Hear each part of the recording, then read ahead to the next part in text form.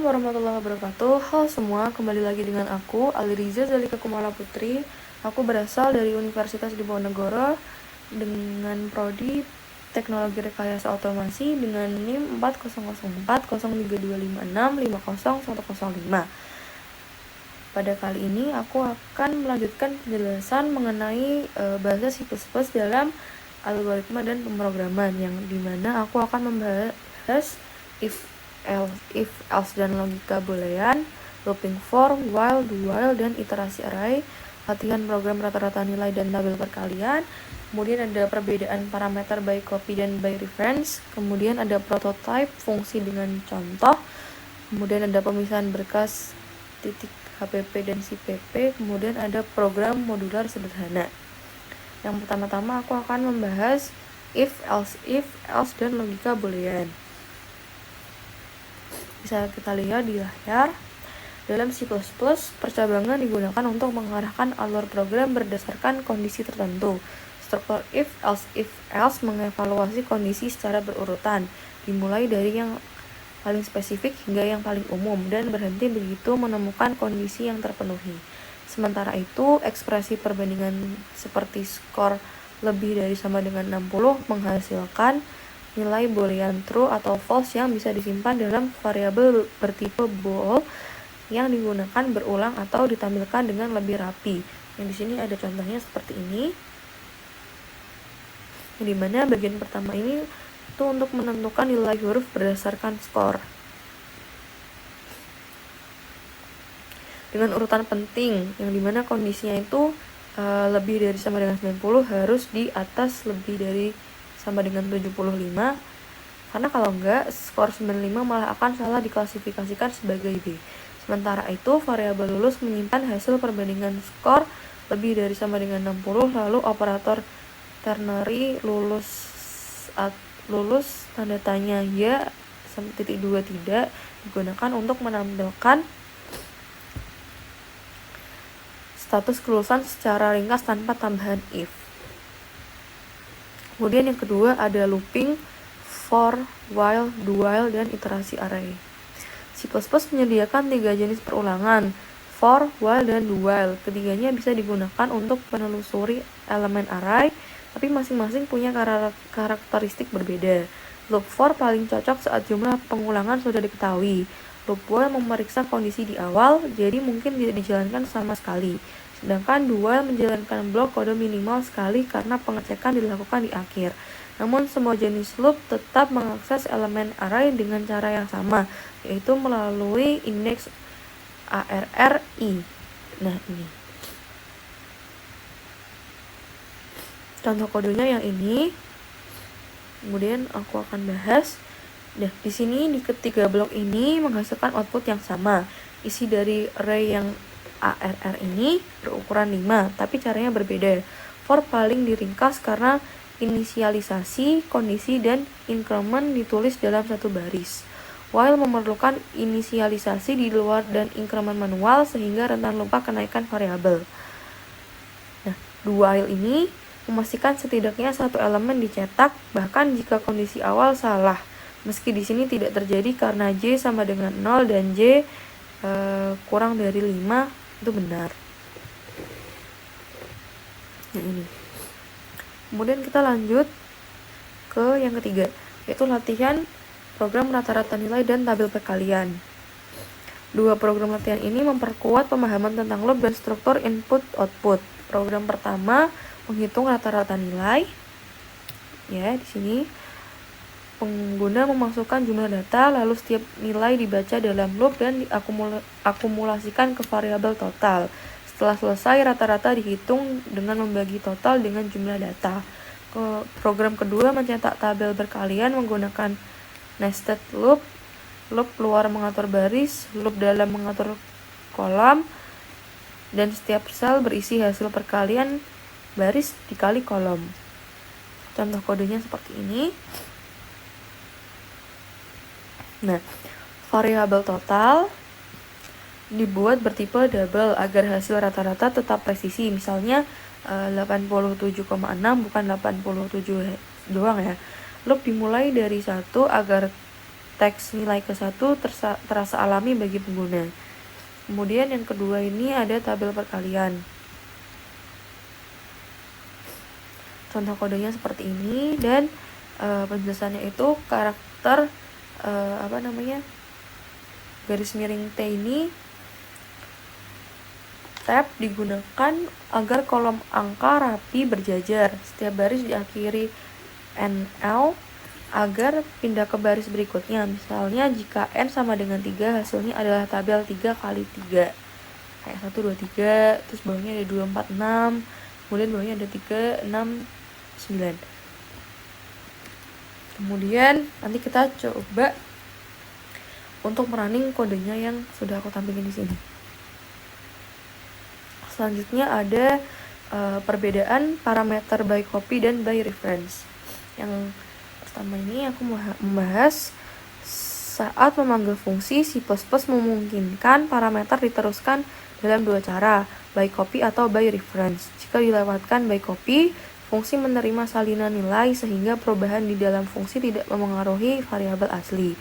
Namun jika dilewatkan by reference dengan menulis simbol dan di depan nama parameter, fungsi bekerja langsung pada variabel aslinya, maka perubahannya terlihat di luar fungsi. Ini sangat berguna untuk menghindari penyalinan data besar atau ketika ingin memodifikasi argumen.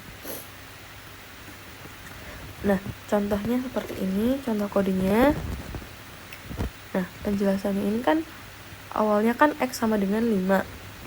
Nah, setelah tambah copy X ini nilai X tetap 5 karena A hanyalah salinan. Tetapi setelah tambah ref di sini nilai X menjadi 15 karena A adalah referensi langsung ke X. Ini ditunjukkan jelas dari output setelah pass by copy sama titik 25 dan setelah pass by reference titik 215.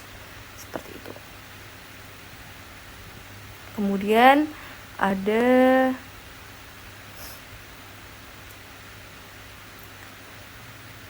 prototype.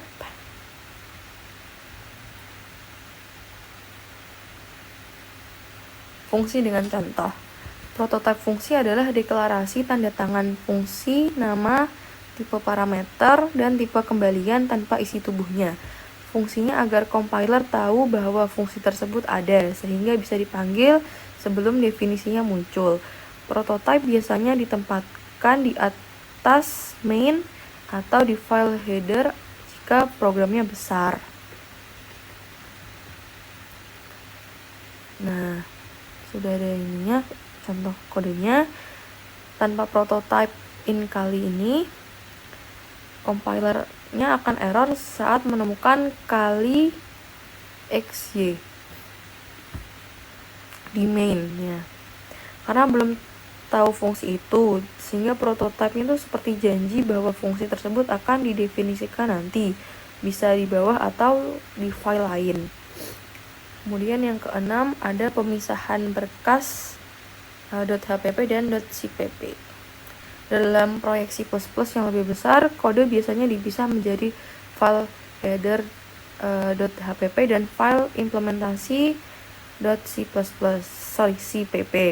File header berisi deklarasi fungsi kelas atau konstanta yang ingin digunakan di tempat lain.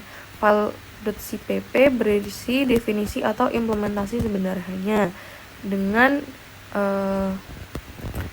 tanda pagar include nama .hpp. Kita bisa memanggil fungsi tersebut tanpa menulis ulang kodenya.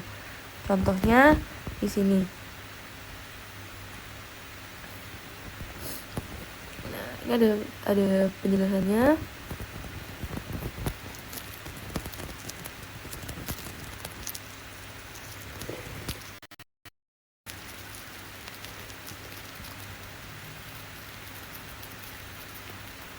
Jadi itu si file .hpp seperti daftar menu yang memberitahu pengguna fungsi-fungsi ini tersedia.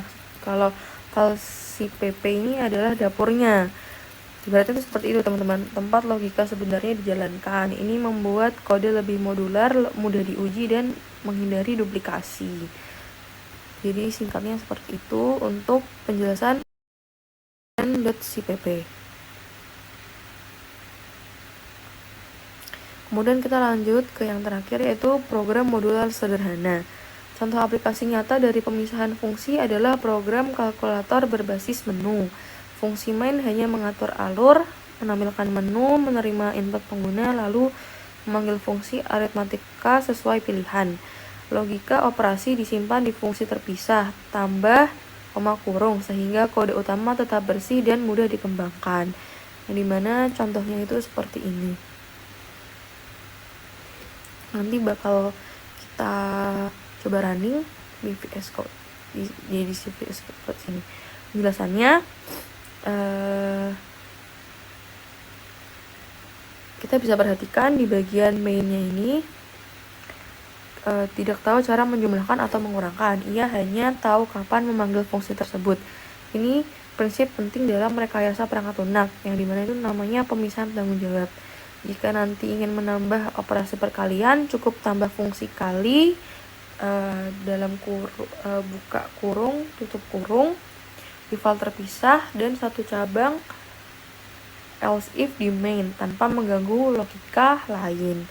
Selanjutnya kita akan mengeksekusi programnya apakah bisa di running.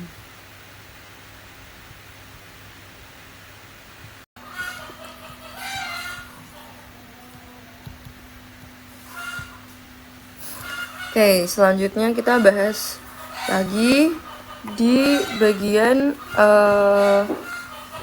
if else ya. Kode ini tuh menentukan nilai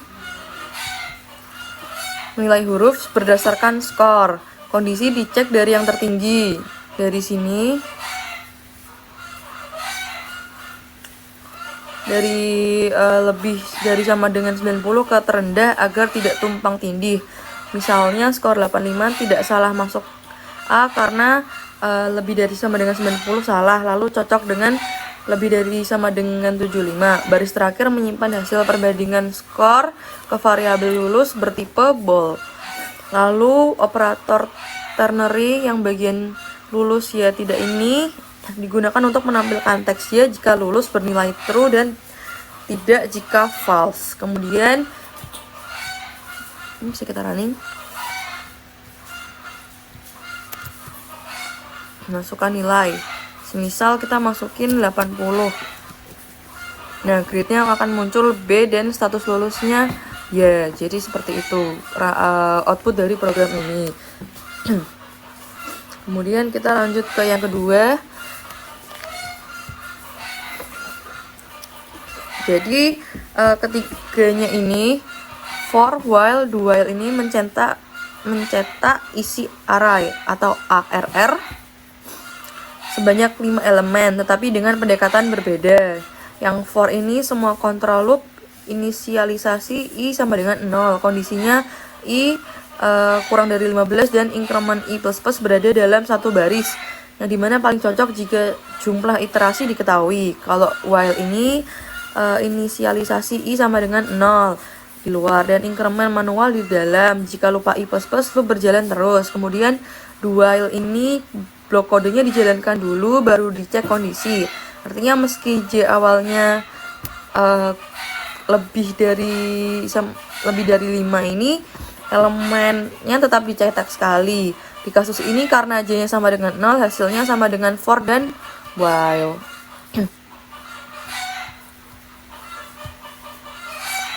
Nah, jadi seperti ini teman-teman hasil runningnya. Kemudian ke rata-rata nilai.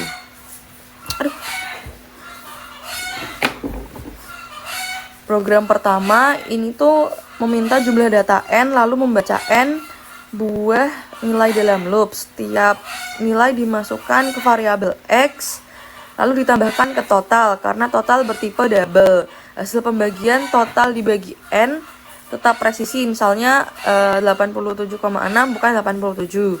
Loopnya dimulai dari i sama dengan 1 agar teks nilai ke 1 itu terasa alami bagi pengguna.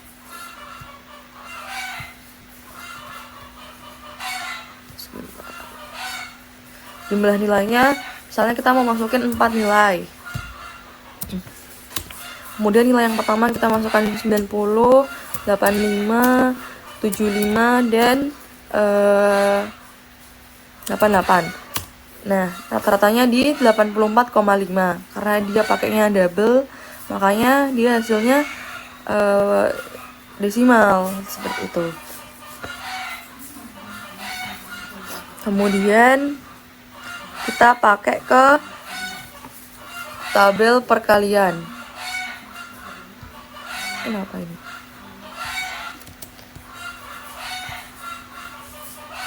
Nah, loop luar itu mengatur baris tabel dan loop dalam mengisi kolom.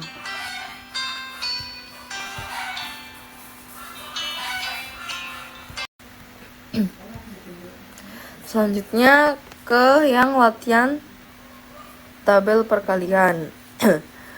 Loop i luar ini mengatur baris tabel dan loop dalam yang J itu bagian untuk mengisi kolom. Setiap sel berisi hasil perkalian I dikali J. Karakter karakter bagian ini itu tab membuat angka berjajar rapi dalam kolom.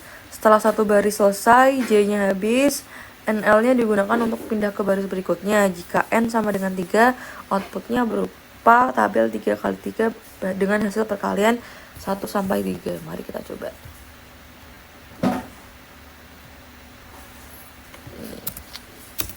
Nah, munculkan teman-teman di sini 1 kali 1 gitu kan, 2 kali 2 4, 2 kali 3 6, 3 kali 2 6, 3 kali 3 9, seperti itu.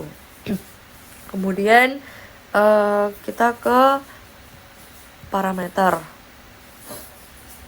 Jadi tambah copy X di sini tuh menerima salinan dari X. Perubahan A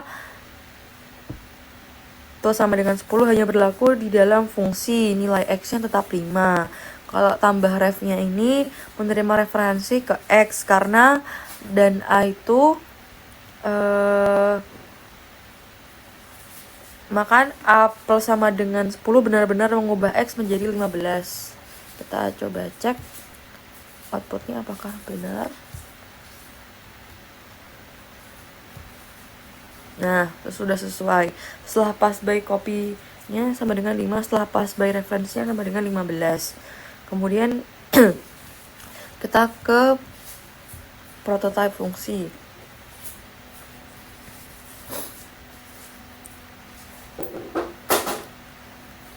Jadi prototype in kali in A, in B ini memberitahu compiler bahwa fungsi bernama kali akan menerima 2 in.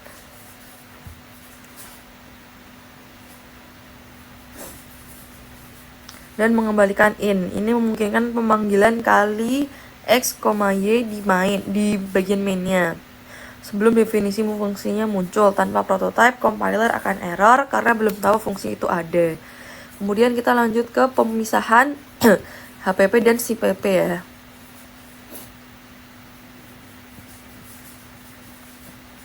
Jadi file HPP itu hanya berisi deklarasi daftar fungsi yang tersedia untuk dipanggil dari file lain seperti daftar menu restoran. Jadi analoginya seperti itu. Dan file CPP ini itu berisi implementasi atau logika sebenarnya yang dijalankan. Jadi seperti analoginya tuh dia dapur restoran gitu. Dengan include file HPP, file lain dapat menggunakan fungsi tersebut tanpa mengetahui rinciannya, asal kompilasi menghubungkan file ke CPP-nya. Nah, di sini kan ada include. Jadi seperti itu. Kemudian juga bisa di-running enggak?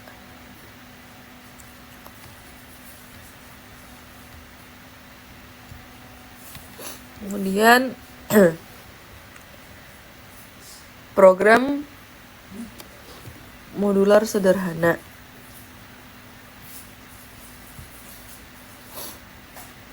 Dari di sini.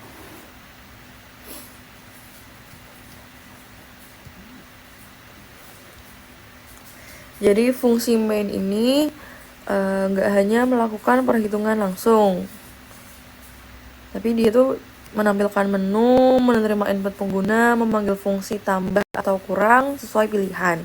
Nah, logika aritmatikanya disembunyikan di fungsi terpisah, sehingga main tetap ringkas dan mudah dikembangkan. Misalnya, menambah operasi perkalian hanya butuh satu else if dan fungsi baru, seperti itu.